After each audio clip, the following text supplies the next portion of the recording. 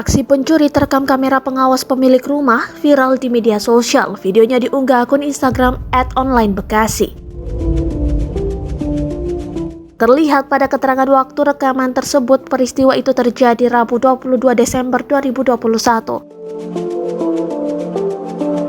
Pencuri itu terlihat memiliki tubuh yang tinggi dan kekar. Ia mengenakan topi juga penutup wajah sehingga sulit untuk dikenali.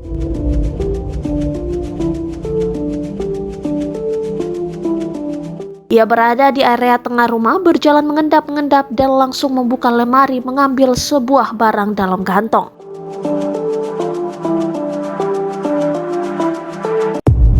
Pada keterangan video, dituliskan pencuri itu beraksi di rumah milik Mailiana, 30 tahun, di Jalan Kampung Cakung, Payangan, Kelurahan Jatisari, Kecamatan Jati Asih, Kota Bekasi, pada malam hari.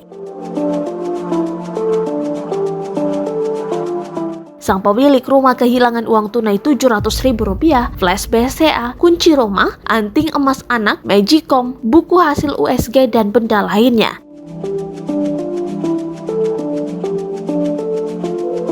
Mirisnya, seakan semua hartanya diambil, si pemilik rumah mengaku tak memiliki uang lagi. Ia saat ini tengah menemani orang tuanya yang dirawat di rumah sakit.